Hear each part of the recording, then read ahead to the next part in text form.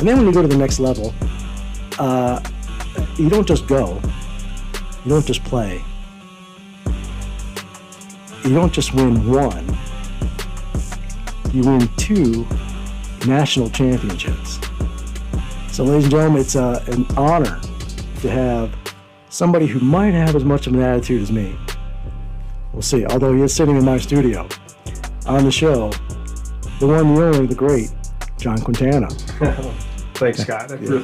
So, our freshman year, we were the only team that went undefeated, untied in Division I football. We had a perfect 11-0 season, Right. went into the playoffs, and we lost the first round playoff game at home against Central Florida. And that really stung. You know, we had some big expectations after. I remember a story with a buddy of mine that's now passed away, but his name was Alfred Hill, and we're standing in front of our, at our home crowd, and I'm looking up in the stands, and there's 14,000 people, and the place is just packed out, and I'm just sitting here, I'm hyped. I'm like, man, isn't this great, Alfred? Well, Alfred went to Camp McKinley. Oh, wow. And he's just like, dude, I played in front of more people in high school. And he just deflated me like that. And Jim Trussell called me, and he said, hey, just kind of he had come to my house with the guy that was recruiting me. We had dinner at the house. My dad cooked for him, and had a great evening getting to know him and getting to know those guys. And he had called me kind of the week before. He said, look, he says, I got one guy in front of you. I don't think I'm going to get him. I think I'm going to lose him to Pittsburgh. So I don't have a scholarship for you yet. And he said, I'll call you in a week. And, one thing about Jim Trussell, if he says he's going to do something, he does it. And You're not the first person I've heard say that. Yeah. And so he called me a week later, and he said, I didn't get the guy. He went to Pittsburgh like I thought. I've got a scholarship. Would you like to play at Youngstown State? And I said, absolutely. I jumped on it. It was the only scholarship offer I ever got, and it happened to be for him. It is a big offensive line led by Drew Gerber, a first-team AP All-American. And as Dan Jiggets mentioned, 2 1,000-yard rushers in the backfield. Don Whistler is the leading receiver. 15-0 Youngstown State in the Division I AA National Championship game. Run yard, wide open, the tight end, John Quintana. He has a first down in Marshall territory at the 37-yard line. Quintana, an outstanding student, and that isn't giving him enough credit. 3.93 is his grade point average in marketing. He is the only person ever from Youngstown State to be nominated for a Rhodes Scholarship. We talk about Quintana's grade point average, Dan, 3.93. He told the coaches he wanted to get at least one B because he didn't want to graduate with a 4.0 grade point average and have potential employers think that he was a little bit abnormal. He was a nerd. That's right. Not a bad way. Threw in one B to make it 3.93 as he heads to graduate. Oh, my God. There you go. That's awesome. Thank you. It's so funny. It's cheers to you, sir. Thank you, sir. Well, again, here's the thing. When I watched that, and the reason why I had fun making that is because I had no idea about the Rhodes Scholar. And for as long as I've known you, as far back as we go, and even though we're linked up on social media, that's never been anything that you've ever brought up. And I know so many people that do so little and want to talk so much about it. And I was beyond impressed knowing that because, again, I had the honor to be able to play alongside you in football for a little bit, nowhere near the level that you did.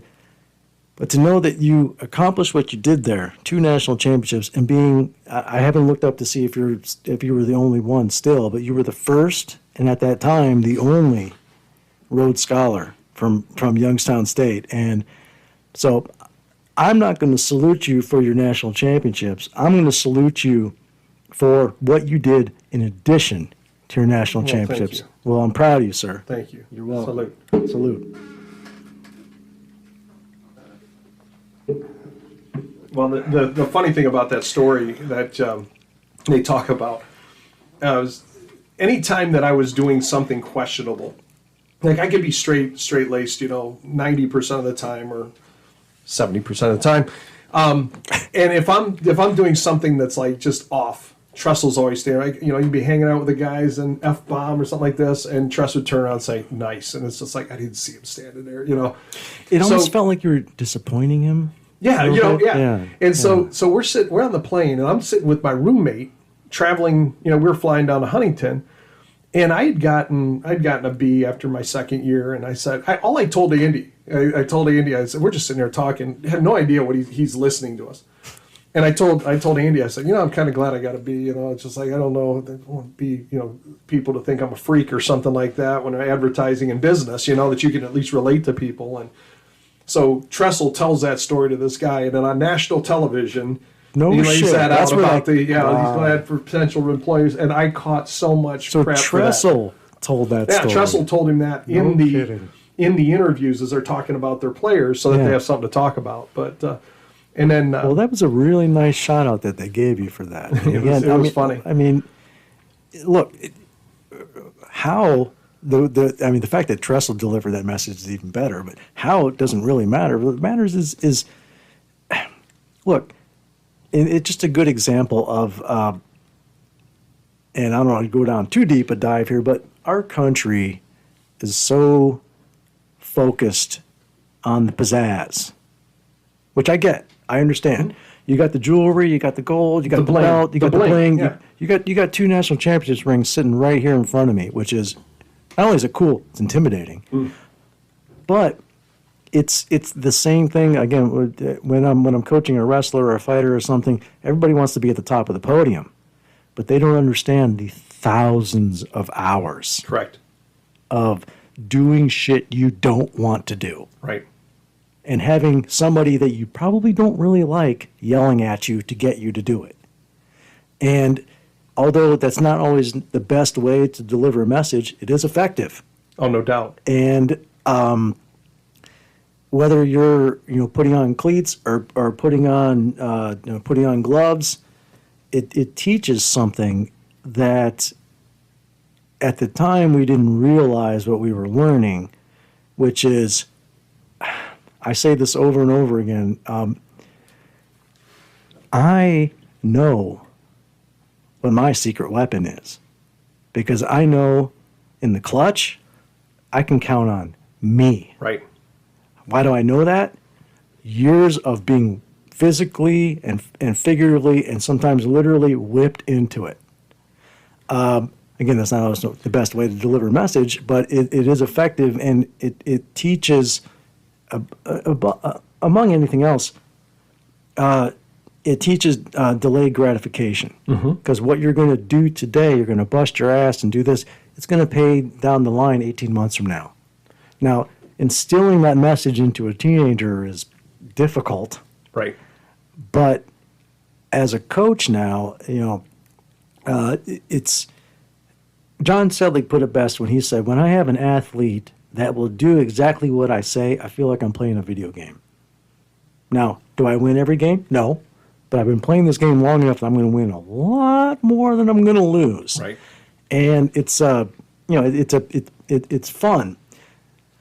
Frustrating though is when somebody that has all the ability in the world and they don't care. Well, and you see that a ton, not only I'm sure in the wrestling, in life in general. There's All people over, that you just everywhere. sit there and just I meet people that are so much bigger and stronger. So did you play? No.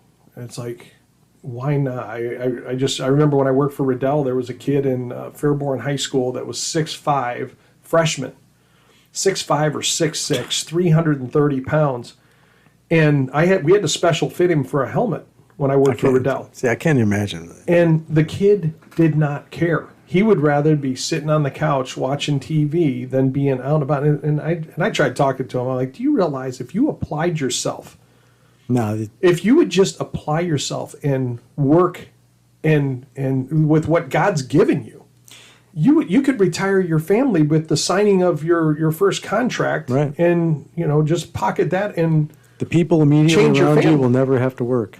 But I think sometimes it's about people just being selfish too. That they just don't have a vision. That's part of it. However, my feeling always goes back to what's going on at home. Because if I've got a kid in front of me for 2 to 3 or even 4 hours a day, that's 20 to 22 hours that this person's not going to be in front of me. And if this kid's going home to chaos, and I'm sorry, I hate to break it to you, chaos at home, it can take everything that a coach and a trainer and an athlete, everything that we work for, everything that we sacrifice, it can take it all and flush it all away. Right. All of it. All of it. And if I've got a kid who is busting their butt to learn and to progress and do this and do that, and they're going home and catching a backhand because they won't go get a parent a beer, I know that's oddly specific. Mm-hmm. What can I do for that as a coach? So when I see kids like that, that have, I mean, again, to quote Rudy, I'm 5'0" nothing, 100 nothing. And when I get around somebody that's 6'6", 6'7", 6'8", 330 pounds, and is built like Hogan and hasn't lifted a weight in his life, I'm like, you're special.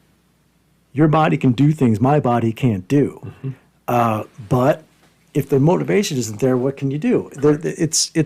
Now, I've said it a million times. I personally I'll take attitude more than anything. Number 2 is work ethic. Number 3 is talent. And number 4 is notoriety, as far as I'm concerned. Well, no doubt. And when you look back on the roster that we had at Youngstown State. You guys had some killers on that team. Well, we only had one guy that made it to the NFL, and he was a kicker. So That's right. Out of all of the players, Jeff Wilkins. Okay. Oh, wow. Yeah, Jeff Wilkins. Nobody else off that roster made it in the league. Even the running back, what's his name? Tamron or Tamron. Yeah, he didn't make it. He was. I think he went to somebody's camp for a little bit, but he didn't make the final roster. Huh. And it might have been. I can't remember what team it was, but no, we had a couple guys get hurt in camp. We had a couple, but the only one that made it was a kicker. And so what that tells you got to find guys that have heart and that want to win it. There's plenty of guys out there that have tools. But that's the difference between playing as a unit and having a Steve Tovar versus everybody else. Well, that's where I think the coaching is. Where coaching is so underrated. Where everybody focuses on the talent on the field. Well, sure. What they're going to have. That's what it's driving me crazy about. Well, they're the ones that are selling the jersey. Well, unfortunately, but that's the way it is. Yeah, it's a whole nother. They're the ones that are selling the jersey. They're the ones that are going to be in the video game. They're the ones that are going to be, on the fill in the blank. But right, it's and this is something that when it comes to especially professional sports, this is a conversation I've had with amateur athletes and amateur fighters and even pro fighters sometimes too, where I'm like, look. No matter how good you are, the last fighter you want to be is the fighter that just went out and performed.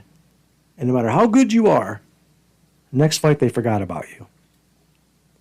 You do that, you're not going to have a career. A good example for that in the UFC is a guy named Colby Covington, who's fighting in a couple weeks. Colby Covington was a guy who was a welterweight, who was fledgling. He was, he had won like 3 fights in a row. But his style, although it's effective, it's boring. He kind of keeps pressure on you. He just keeps touching you. He doesn't really hurt you. Touches a little bit, throws some kicks. He's a good wrestler. His best weapon is his pace. He keeps a great pace, but he's not very exciting. So the UFC was going to cut him. And the next thing you know, next week you see him wearing a MAGA hat, reading a Donald Trump book, and creating. He, I think, has really become a Donald Trump fan, but I think he initially did it completely as a troll to create a name for himself where he would go out and he would try to do,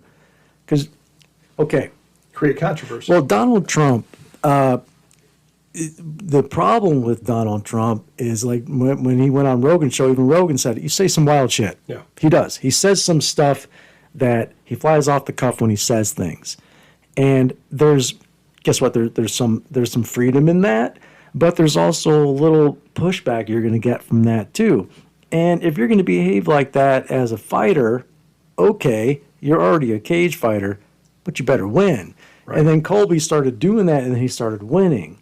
And, you can see, and he started winning, and most importantly, again, Vince McMahon is the greatest promoter of all time because he understood that it doesn't matter whether you love this guy with the belt or you hate this guy with the belt. You're going to spend your money to see this guy either lose the belt or keep the belt. And that's the story right there. Right. He understood that. And he understood that, I need to build up these characters and do this and do that. Now, Colby Covington is a guy that fell into that. The ironic thing is when you see Trump go around and talk about the UFC, which he's a big fan of, he doesn't mention Colby. He mentions Khabib because, well, Khabib is, in my opinion, the best that's ever done it.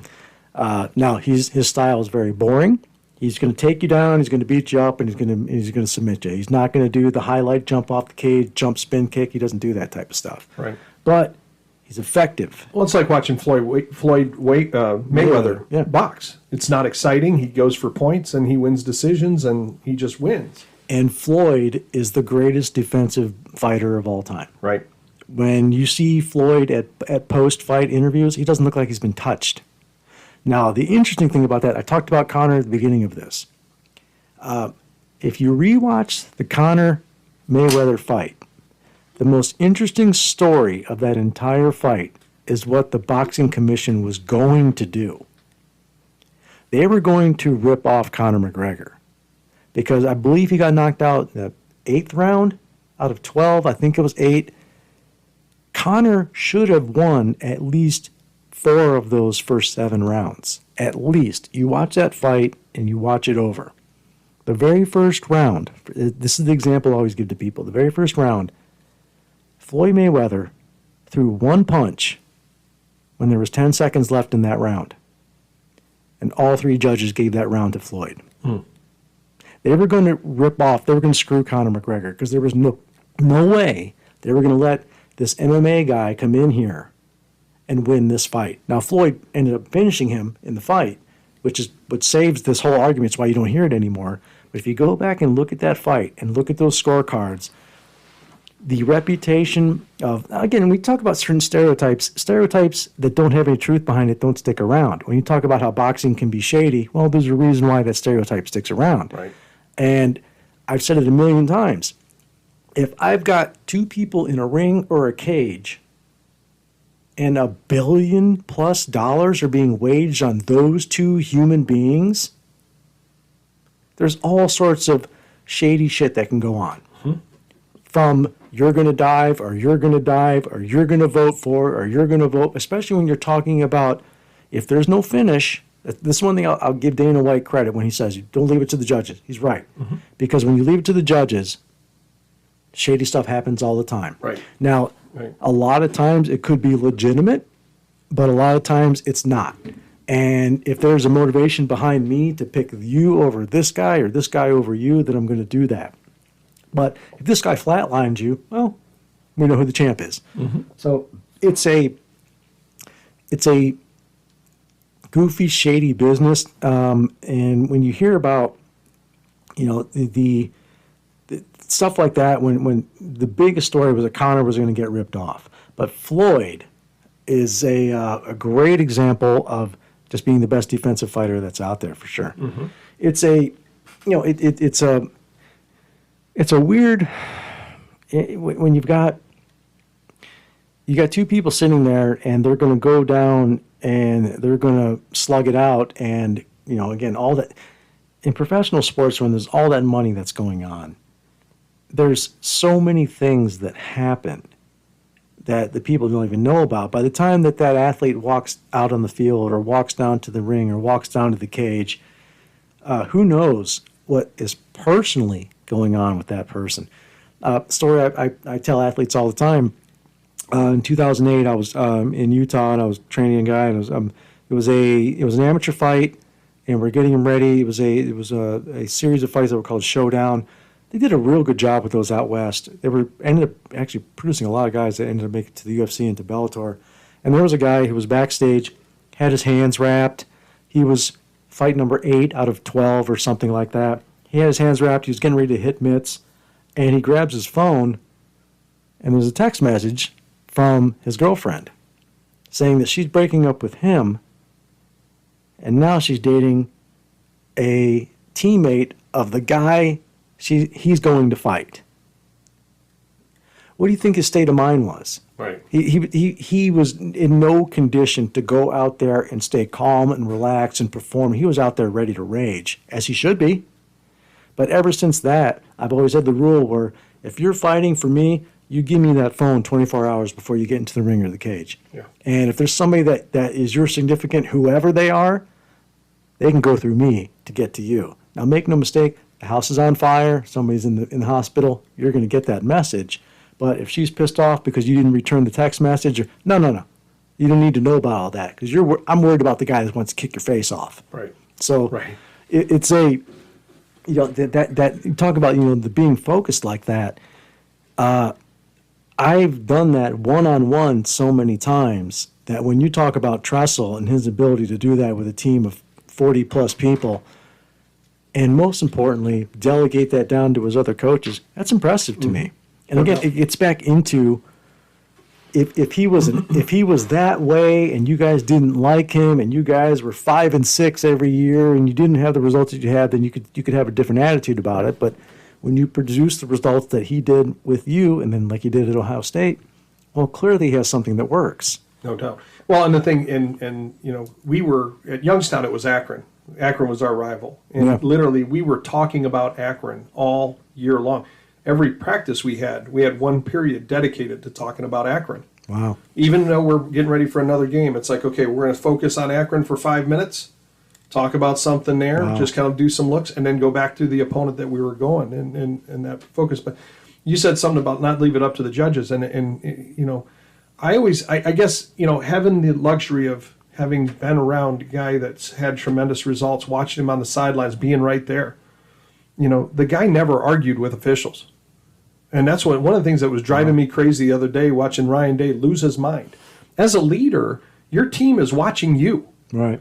And if you lose your mind and you make it look like the officials are against us, your team's going to quit playing. Right. If And you're so- at the top and you're chaotic, the rest of the team's going to be chaotic. The only thing that Tress would ever say to officials that I remember was, "What did you see so I can coach my guys?" He never argued that didn't happen. He would say, "What did you see so that I can make the corrections on my end?" Smart. And if he heard us in the locker room at halftime, or you know, mostly at halftime of complaining about the officials, he'd say, "Guys, if it comes down to an official's call whether we win or lose a game, you didn't deserve to win it." And that got us focused right back where we needed to be. So Right. he knew Yeah. how to bring out the best in us. And this is like what you said, don't leave it in the hands of the judges. You know, take care Leave of no this. doubt. Yeah, leave no doubt. It's, I mean, in a one-on-one competition when you're out there with somebody the same size, 99 times out of 100, the person who was better prepared is going to win. There are the weird occasions where the referee or the official will make a whatever, or as we talked about before, human beings can be corrupted. Clearly, human beings can be corrupted. So if you're a judge and you're sitting there, blah, blah, blah, blah, and all of a sudden somebody slides a vanilla envelope to you, you might all of a sudden see the fight a little bit different. Guess what? When I'm watching my wrestlers wrestle, I'm seeing a different match than the opposing coach. Of course I am. Right. That's how it should be. Yeah. So when it gets into that corruption that can complete, I mean, it takes championships away. It takes, and we start talking about high level professional sports, millions of dollars away. It breaks people. Right. And in some sports, in particular combat sports, there are not a lot of professional fighters and not a lot of professional football players that have left their job as a vascular surgeon to go do those things. Right. There aren't many of those people. Right. I'm sure there are a couple of them. I mean, now again, if you have the ability to be an elite engineer or to be an elite surgeon or something, but you're 23 years old and the Detroit Lions come calling and you're gonna sign $40 million. Okay, you know, I'm also 23 years old. And I mean, I always like what Dan Gable at Iowa Wrestling, who was the legendary coach at Iowa, he would say it. He'd flat out every year line up all the freshmen and say, "Welcome to Iowa Wrestling. I'm Dan Gable. I'll be your coach. I only have one thing to say to you. You got your whole life to go to school. You got 5 years to wrestle with me."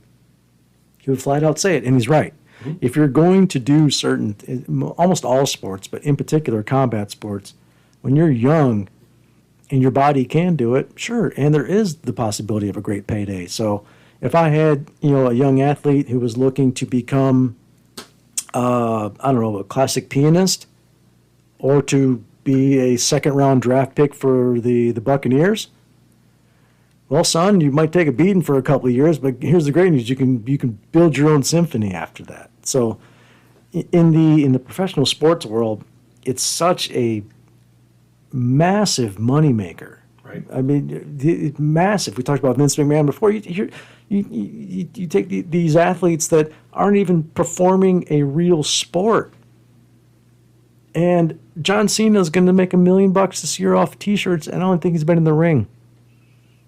So it was basically that was my kind of mentality when I was getting into coaching some of the fighters with the Swarm and all that. I was just like, look, if you're an amateur fighter and we have a cool look and a cool logo and a cool team and a cool this and a cool that, then all of a sudden, if you go out and perform and maybe you go out and you win a split decision, and it's controversial, but you got a cool look and a cool logo and a cool this and a cool that behind you, you're going to sell some T-shirts, you're going to make some money. Right. Whereas if you go out and flatline somebody and you don't have anything behind you, then you're forgotten on the next fight. But that's really what it boils down to is the ability to market and the ability to have.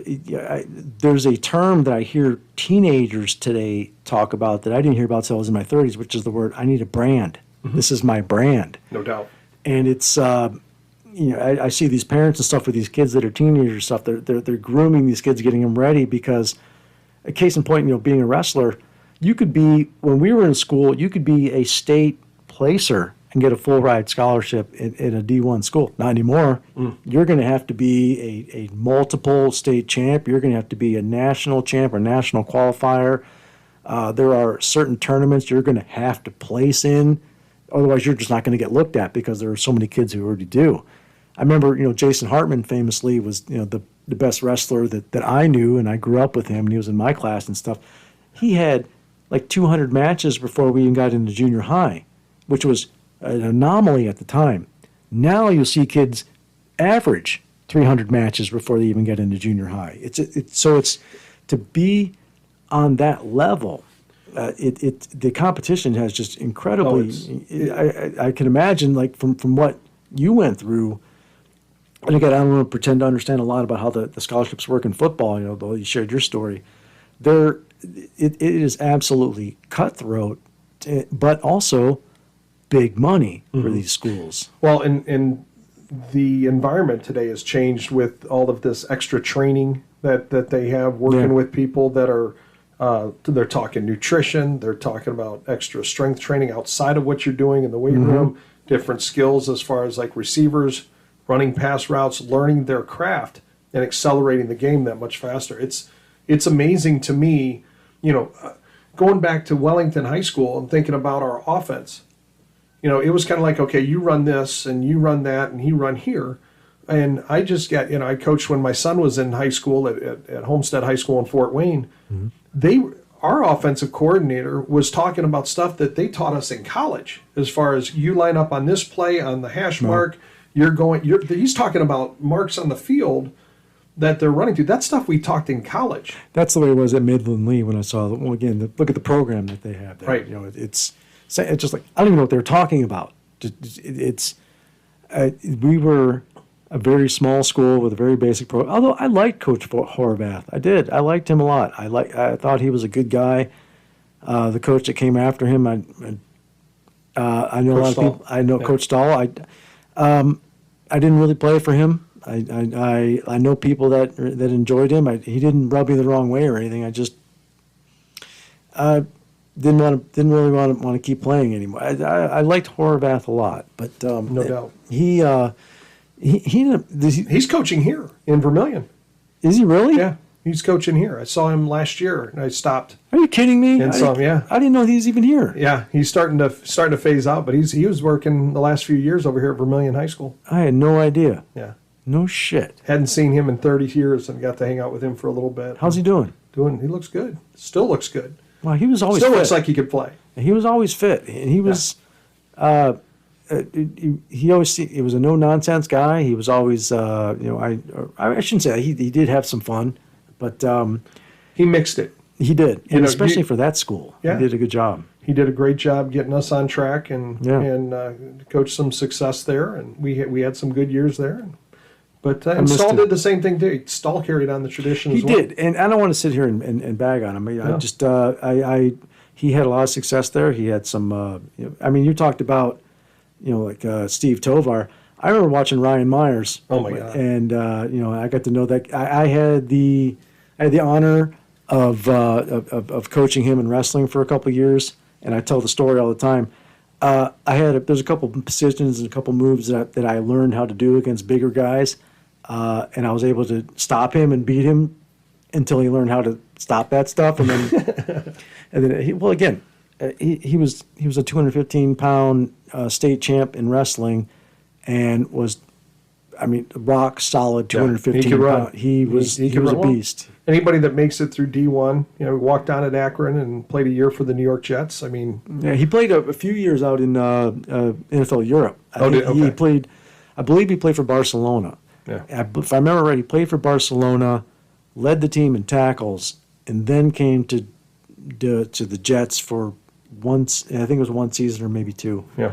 And played special teams for them for a little bit. But the thing that got me about that kid, and I've told the story maybe on the show here, but he was a senior, and there was a big storm that came in because wrestling season's always during the winter. And there was a couple of days where there was no school. So where there's no school, you can't force the kids to go into practice, at least not in high school. Right. And we came in after 2 days, and all the kids on the school or on the team were heavy because when you're home and you're not working out and you're a teenager, and especially around wintertime, you're going to eat. Except for Ryan. Ryan was lighter. And I asked him, I was like, what the hell did you do? And he casually told the story about how he went into his backyard and dug a 50-foot trench and tied a tractor tire around his waist and ran wind sprints. Yeah, because that's what I'm just going to go do. Well, I have a statement that I've always heard: winners find a way. Winners always find a way. Right. Versus, you're exactly right. Versus, if you're going to continue your training, you're going to find a way to do it. Yeah. You're going to find a field to work out on. You're going to find a weight room to get into. You're exactly right. It's winners always find a way to do it. And Ryan Myers is definitely a winner. You're exactly right, and he's a real good kid. Matter of fact, I did a with those the Wellington trading cards. I did a picture of Ryan as Thor, which I'll put up here. But I also did a recent one that I'm going to put up here of Ryan, and he has his son Jet with 2 T's who plays ball now too. I did a picture of those two as Batman and Robin. Oh wow! Which is a pretty cool story. So I'll put that up here. That's going to be, and that's such a fun thing to watch your son, play, and that you can pour into them. And I don't know what that's like, that. but so, it was definitely a lot of fun. My son's now retired from baseball, but he was a baseball kid, and that's right. It took him a while before I figured out that a D1 tight end should not be trying to teach him how to hit a baseball. It just doesn't make sense. And so I stepped out of the coaching. It was the dad role. So you can be good at a couple of things. I can teach you how to throw a left hook and teach you how to draw. Yeah, but I'm not going to teach anybody else how to. No, okay, fair enough. All right. But well, again, it's that's something that I can only sit here and try to understand when it comes to, coaching your son or coaching any children, because again, it's not for me. But I love coaching kids. I love being able to give them back when I'm done coaching them. Did you find yourself wanting to be harder on him, or would you find yourself wanting to have any? Of course, it's your son, so you're always. You're going to feel different about him than the other kids. So I guess here's what our experience in sports. Over the years, you always saw the kid that didn't deserve playing time that was playing because Dad was the coach. See, that's why I like wrestling, because I can go out there and you can go out and challenge at the weight class. So I mean, when it comes to some team sports, there is politics. That's true. Oh, there's no doubt. Yeah. But and I think you're only doing it to service to that kid. It's we had a kid that we played against, one of the other high schools in Fort Wayne, that his kid started at cornerback from sophomore year through senior year, and he wouldn't have made our JV team. Wow. And just put him out on an island, and we put 70 points up against him one time, and just literally his sophomore year, our team was literally down when he was on our side of the field, telling him, "Okay, it's coming your way. He's going to run a streak." They're telling him what he's going to do, and our guy's catching the ball over him. I mean, it was just terrible. You feel bad for the kid because he's out there. He's put in that position. The dad put him in that position. He had no business being there. There's a harsh reality when it comes to stuff like that. Right. I remember, now, again, growing up here in Ohio, we have some of the best high school wrestling in the world, really, for that age. And I met some kids out in Nevada that were state champs. And I remember thinking, I don't even think you would have been varsity on my team. A lot of it was a workout. I remember our basketball coach, I can't remember which one it was, but we were conditioning one day, and he decided he was going to come up and let us do conditioning with the wrestling team. I thought I was going to die. I was like, I couldn't catch my breath. I thought I was in shape, but you guys were in shape at a whole different level than I had a whole new respect for wrestlers. Well, I appreciate that. From that point. You have to be. In my opinion, when it comes to combat sports, my strategy, which is the same strategy that I had from the coaches I had growing up, which is, again, if you and I are going to be on a mat, in a ring, or in a cage, and we have to weigh the same, but if I've worked harder than you have, then I have an advantage over you. Right. And if we need to go 2 minutes, 3 minutes, 5 minutes, whatever the hell it is. And my experience has been, I'll put a picture up here. There was a guy that he was a lineman for North Olmsted, ended up getting drafted by the Detroit Lions. Matt Rothrum's his name. And dude, 6'8", 380 pounds. And I'm looking at this guy, and I said to him, I'm like, look, okay, I'm in here, and I was teaching him some boxing and stuff, and I have a picture and a video of me up on a stepper. I'm on a stepper with 3 rings underneath it, so I can stand up. And I say to him, okay, you're 6'8". The odds of you ducking under a punch, you're probably not going to have to do that, but for the drill, you're going to have to do it. And I tell you what, he fell in love with the type of training that I do, because I said to him, like, look, your body can go out there and get set and push around 1,000 pounds for 30 seconds. My body can't do that. Right. I will. You can punt me. I will bounce off of you. I will get hurt. Now, to do what I do, you're going to have to push around 300 pounds for 30 minutes.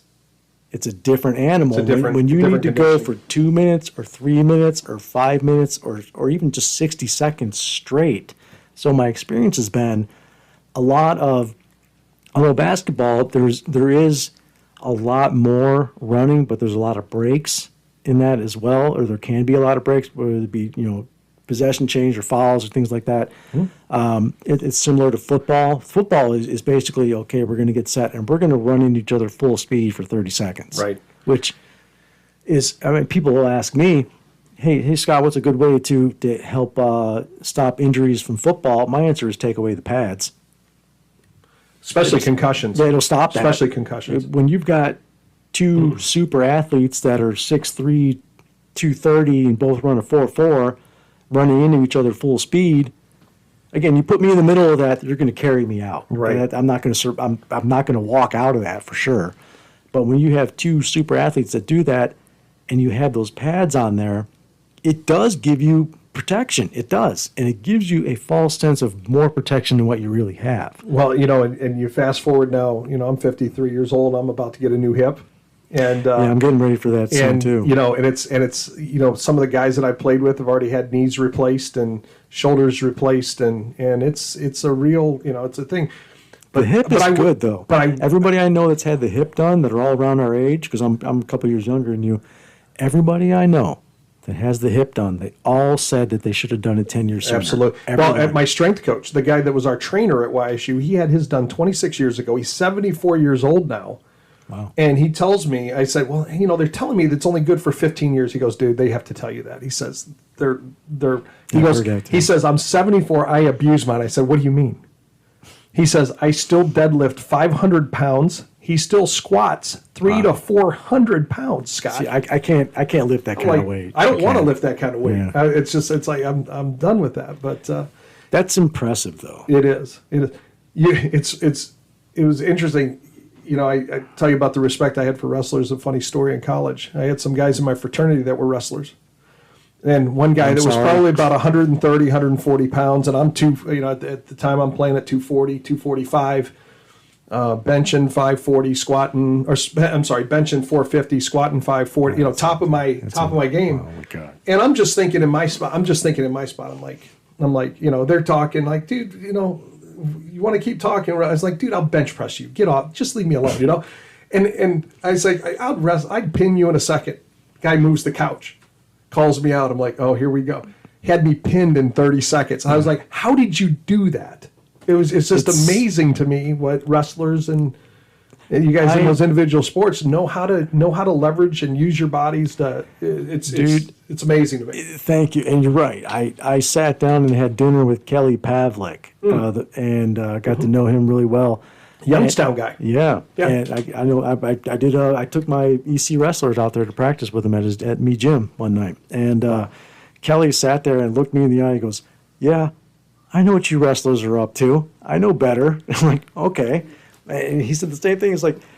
He's like, "Dude, you get your arms around my neck. What am I gonna do?" Right. And and when I get into, especially like when I'm teaching women, I'll say, "Here's the deal. If Brock Lesnar walks in here right now, you as a 60-year-old woman, if you get your arms around his neck the right way and you pull, he's going to go to sleep." Yeah.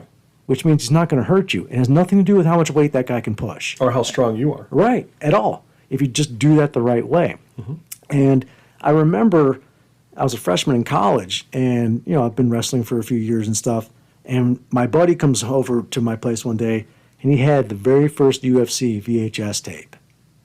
And we watched it, and we watched Hoist Gracie choke out everybody, and we're a bunch of wrestlers, but what is that? What is that? Because and the interesting story about that is people don't understand that Hoist Gracie was put into that tournament by the Gracie family because he was the smallest and weakest member of their family.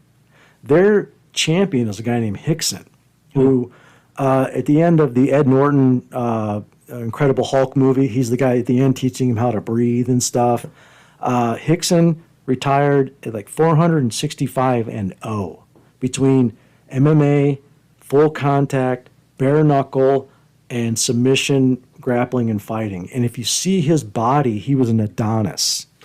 They didn't put him in there because they were like, this isn't fair for Hickson to get, so they put Hoist in there as the smallest guy. And it was one of those, we had that same moment as wrestlers, we're like, what is this? Because here was a guy on his back. And as a wrestler, if you're on your back, you're losing. Right.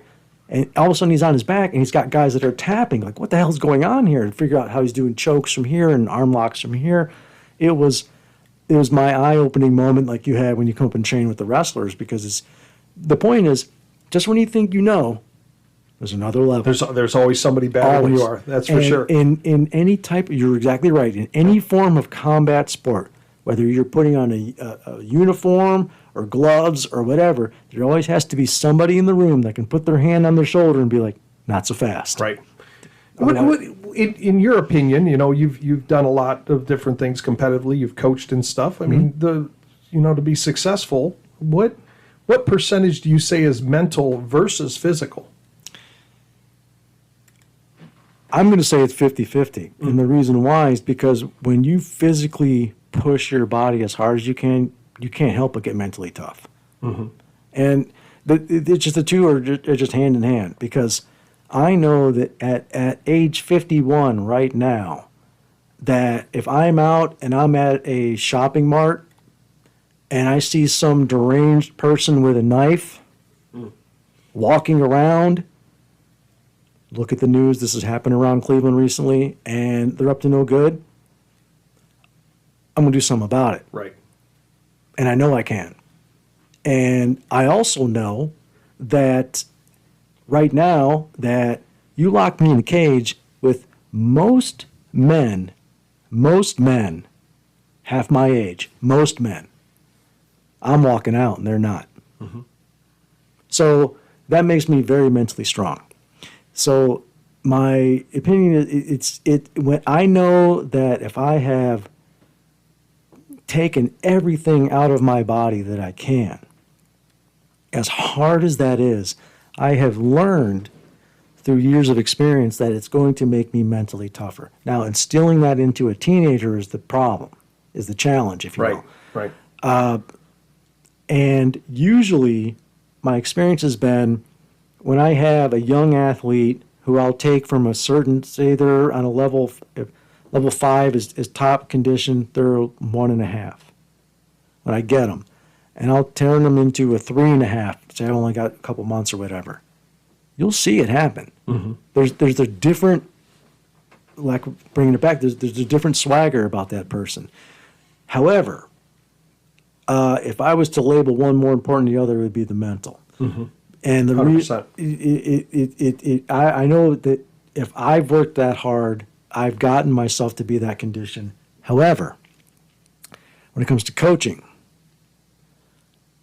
I don't give a damn how hurt you are. If you're in a ring or you're in a cage or you're in a fight and I'm there as your coach, part of the rule that I say to you before we even walk in there is I decide whether or not you fight. I decide. Now, if you are 38 years old and we've been at this for 13 years and you're defending your title for the 7th time, and this is our 15th fight together, you can tell me some things. Right. Until then, you haven't earned that. Right. I decide whether or not you fight.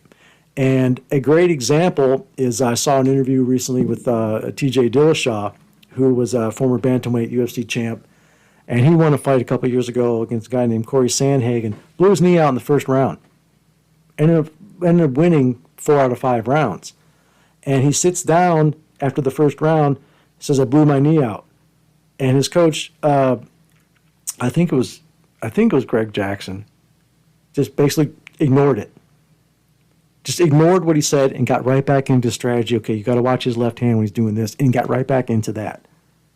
And TJ was just like, okay.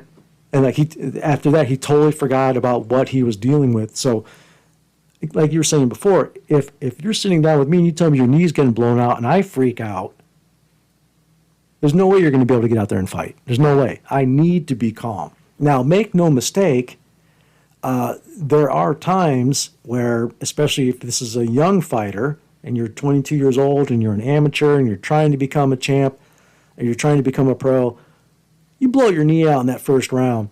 Okay, we're gonna go home, because it's not worth it at that point. And getting into that relationship, as far as, again, I am the coach. You hired me as your coach, so you're going to do as I say. But again, if you're 38 years old and we've been at this for 15 years, there's a different relationship there. So I think there's also a difference between being hurt and being injured. Now, if you're blowing a knee out and it comes down to pain counts, I don't know how those guys do. Like you remember old Jack Ham playing a football game with a broken leg. Yeah, that's different. And it's just like how those guys, their mental approach is unreal to me. But I don't. And now again, even when I was rewatching your championship game, there was somebody got hit. I don't remember the specifics of it, but they came off the field, and even the announcer said, the word is he just got his bell rung. Today, that would be a completely different, it'd be like... Well, they've learned so much more about concussions. That's what I'm saying. It's like, I'm hearing that shit. Wow, for the record, 30 years. Well, for the record, I don't remember ever having a concussion. But anyways. I don't either. How about that? I remember getting one. I remember. It was actually when I was training for my last fight. Now I was doing. I was 43, man. I was training there with some 20-year-olds and bigger guys, and one of them took me down and hit the back of my head real hard. But Well, I was coaching running backs at Fort Wayne, and I just, I tell you what, there's something about that age group and those 18, 16, 17, 18-year-olds about the strength. And I was like, we're teaching them ball security drills. Strength, but their bodies are made of rubber. Oh, I told them, I said, all right, get the ball away from me. And you got 4 or 5 of those monsters pulling at you and stuff. And all of a sudden I started seeing stars, and I'm just like, okay, I'm done. I'm good. They got it now. That's great. I can't, not hanging with those boys anymore, but it was awesome. Well, I mean, you're asking for like the mental and the physical. I actually use my fitness as a weapon, because if I've got a 20-something-year-old on the treadmill who has a fight coming up in 7 weeks, and they can't keep up with a 50-something-year-old with a bad hip and a bad this and a bad that, I'm like, you're out of your mind. You think you're kidding me? So I use it as a weapon when it comes to that, and I also use it as a weapon when I get around somebody who's, let's say, over the age of 35. And they start getting into the excuses. Yeah. Well, I can't do it because of this or this or this or this or this. And I just show them, hey, guess what? I got heavy too. Mm-hmm. I did. And it wasn't because I didn't know what to do. I just got lazy. I get it. I understand. As you're saying before, I would love to be able to sit right over there and do nothing but play video games on the screen all day. I can't. If I do that, then anything that I have and all the project things I'm talking about, they all go away. Well, we've all got 24 hours in a day. Yeah. How do you use it? Most people waste theirs. Yeah. When you look at the people that are the top producers and what they do, they're constantly sharpening the saws, constantly getting better, constantly learning, constantly working. Constantly asking. They're not coming home at 5 o'clock. Right. Not putting it down, but not coming home at 5 o'clock, checking out, turning on the TV, eating dinner, going Getting programmed. They're going and running, and what else can I get? They're making the most use out of Those are the people that are working on the weekends. Those are the people that are picking up the extra this, the extra that, helping out with this. Mm-hmm. You're right. Yeah, there's always I don't have time for other shit. I'm doing this and I'm doing that. Right. You're right. It's not a secret that those are the people that are always the most successful too. And it gets back into there will be people out there that will take confidence as attitude or cockiness or whatever. No, I busted my ass. Yeah. So I deserve that. One of my favorite quotes is Henry Ford. Whether you think you can or you think you can't, you're right. You're right. And It's that's absolutely true. constantly driven me. So Anybody I know that has ever had any real levels of success, they tend to focus on the failures that they've had more than anything. Like when they tell stories about things that they've done and things that they've accomplished, it's and that drives me. I like hearing about that. I like hearing about how this didn't work and that didn't work. And it's not about the failures. It's about overcoming great. the failure. Yeah, it's agreed. the struggle success. Yeah. It's everybody's got a struggle. Yeah. But what did you do to get past it? What did you do to win? And I look at it, as far as my family and that I've got a responsibility to continue to win, to continue to be an example to my son, and to the rest of their family of, it's just because the football field's done doesn't mean you don't continue to work to win and be a difference maker. Do you think that drives you more than anything now? Is leaving your, like you said, just taking care of the family and all that? No, I think it's internal. Yeah. There's two types of motivation. There's external motivation. It's where you got somebody talking in your ear and you can do it and rah and that sort of thing. But the people that are truly successful have that inside fire, that inside burn, that when it's time to get up and go to work, you're getting up going to work. When nobody's when it's watching. time to read. Yeah. The things you do when nobody's watching. Right. That's 100%. And Agreed. what kind of books are you reading when are you reading books to better yourself, or are you watching TV or watching YouTube or scrolling on your phone? Well, let's be careful about the YouTube here because I go down some deep dives. Now, to be fair, But are you 7 out of the 10 things I watch on YouTube are somewhat educational. To be clear, probably somewhat. Well, but are you watching YouTube to learn something to learn skill sets that are getting you better? That's Usually, Or are yes. you just entertaining yourself? It's 70%. It's 70% productive to not. I'd say that's probably, and by that includes the show. In uploading the sound. So I use it as a tool. I use it as a way to learn. I also use it as a way to express. No doubt. It's always fun. Like we were talking about the time-lapse videos of my artwork and stuff. That's always fun for me to put those up here. Those are mesmerizing to me. But see, that's somebody that I don't. I mean, it's an accomplishment for me to have a stick figure design. That's an accomplishment for me. I have zero artistic talent when it comes to that space.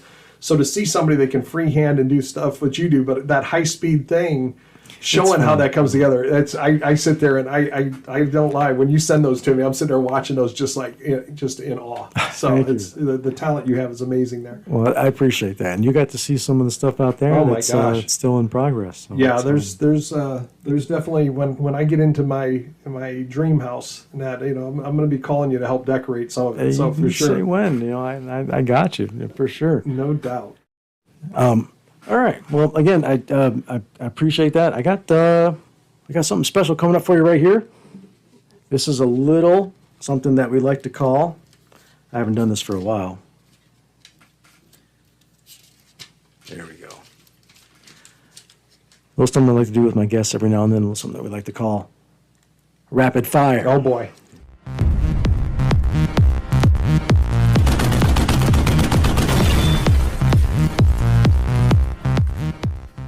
Oh, yeah. All right. So now, there's going to be 2 parts of rapid fire right here. And the first part is you need to choose either or. Okay. And then the second part is I'm going to say something and you need to say the first word that comes to mind. Okay. This is going to be good with it. This is going to be fun. Oh, yeah. All right. So either or. Number 1, the ability to fly or to be immortal. Fly. Number 2, Star Wars or Star Trek. Star Wars. Number 3, to be a head coach in the NBA, MLB, or the NFL. NFL. Mountains or beaches. Beaches. And number 5, Jordan or LeBron. Jordan. 100%. All right. Okay. So now here we go to the second part. So now I'm going to say something. You got 5 more coming up to you. And the first word that comes to mind. Youngstown State University. Championships. Number 2, Biden. Retire. Trump. Champion. Kamala. Fake. Wellington. Great foundational place. Proud to be from it. There you go, ladies and gentlemen. All right.